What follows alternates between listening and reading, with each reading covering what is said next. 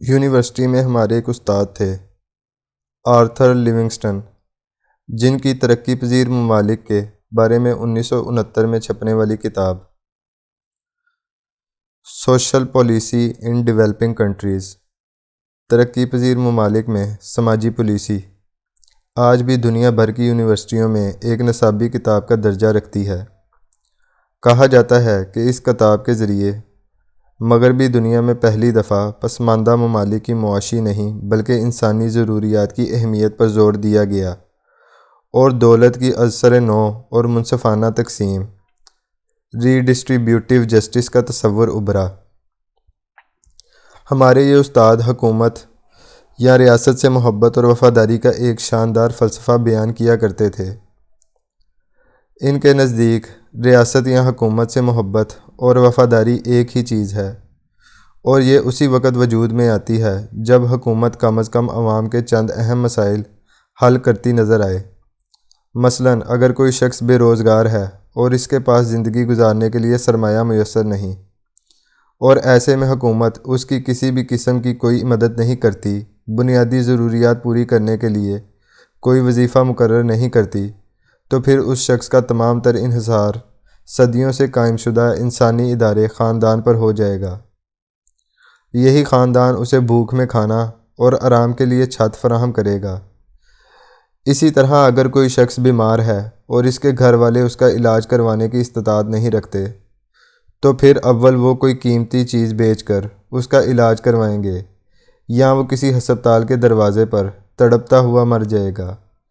اسی طرح اگر کسی شخص کی زمین پر کسی نے قبضہ کر لیا ہو، کوئی اس سے آ کر بھتہ وصول کرے یا کوئی مسلسل اس کی جان کے در پہ ہو، اور وہ ایسے میں مدد کے لیے حکومتی اداروں میں در بدر کی ٹھوکریں کھاتا پھرے، مگر حکومت کا اس کی مدد کو نہ آئے، اور بالآخر اس کا خاندان، برادری یا قبیلہ اپنے قوت بازو سے اس دکھ سے نجات دلائے، یا پھر وہ نجی گارڈ رکھ کر اپنی حفاظت کرے۔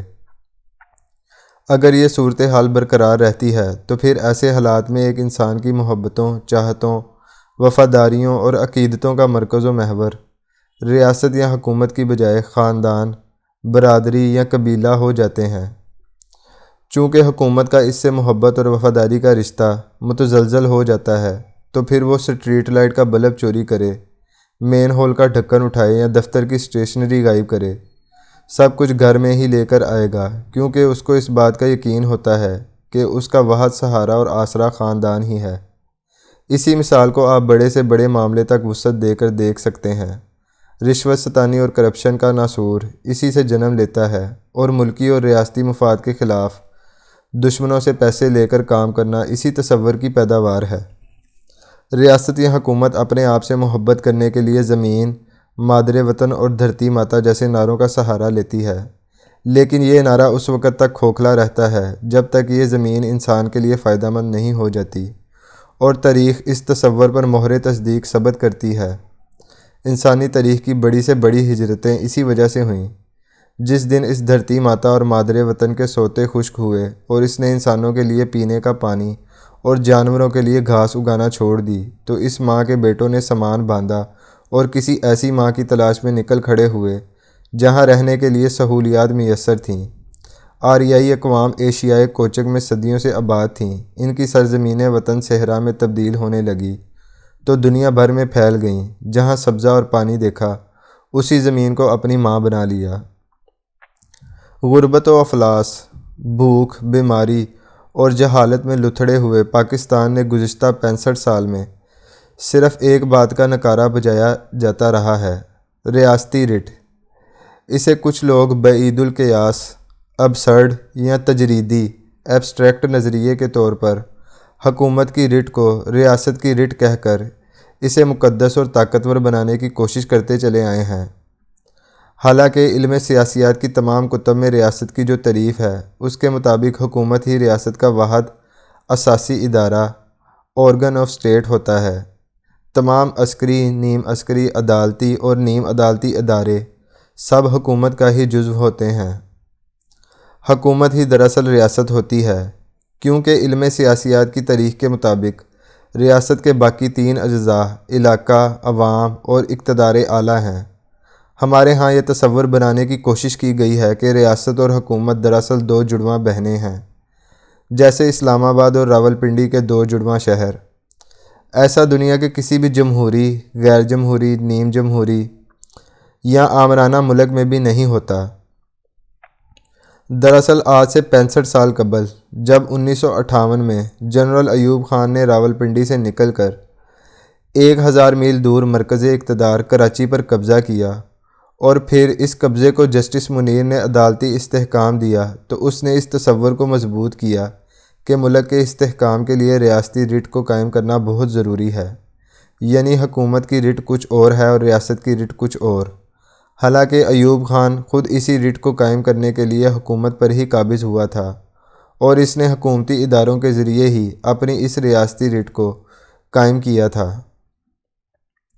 ایوب خان سے لے کر شہباز شریف تک اس ملک کے 22 کروڑ عوام کو اس خوفناک مغالطے کا شکار کیا جاتا رہا ہے کہ ریاست کوئی ماورائی چیز ہے اور وہ کبھی غدار نہیں ہو سکتی، جبکہ حکومت غدار ہو سکتی ہے۔ 22 کروڑ عوام غدار ہو سکتے ہیں اور ان کے نمائندے غدار ہو سکتے ہیں۔ اب پیچھے رہ گئے زمین اور اقتدار اعلیٰ۔ اقتدار اعلیٰ تو ہمارے آئین کے مطابق اللہ سبحانہ تعالیٰ کے پاس ہے اور زمین بے زبان ہوتی ہے۔ جو دو اجزاء باقی رہ گئے وہ تھے حکومت اور دوسرے عوام۔ ان دونوں کے درمیان کشمکش ازل سے چلی آ رہی ہے۔ منصف مزاج اور ظالم بادشاہوں کی مقبولیت کا فیصلہ بھی عوام ہی کرتے تھے، اور جمہوری معاشروں میں بھی اہل اور نااہل کے درمیان فیصلہ بھی عوام کرتے ہیں۔ رسول اکرم صلی اللہ علیہ وآلہ وسلم نے بھی فرمایا، جیسے تم ہوگے ویسے ہی تمہارے اوپر حکمران مقرر کیے جائیں گے۔ یہ طے ہے کہ لوگوں پر حکمران اللہ تبارک و تعالیٰ ہی مقرر کرتا ہے۔ کہو اے اللہ ملک کے مالک، تو جسے چاہتا ہے سلطنت عطا فرماتا ہے اور جس سے چاہتا ہے چھین لیتا ہے، یعنی ریاست نام کی چڑیا ایک کھوکھلا اور تجریدی وجود ہے اور اصل جھگڑا عوام اور حکومت کا ہی ہے۔ حکومت عوام کا عکس ہوتی ہے اور جو حکومت عوام کا عکس نہ ہو وہ اپنا اقتدار صرف ایک بڑک نما تصور پر بزور قوت قائم کرنا چاہتی ہے، حکومت کی رٹ۔ اور جب عوام یہ رٹ تار تار کرتے ہیں تو تالے ازما قوتیں ریاست کی رٹ کا نعرہ لگا کر اسی حکومت پر ہی قبضہ کرتی ہیں اور اسی حکومت کی ہی رٹ کو قائم کر کے کہتی ہیں، ہم نے ریاست کی رٹ قائم کر دی، ریاست بچا لی۔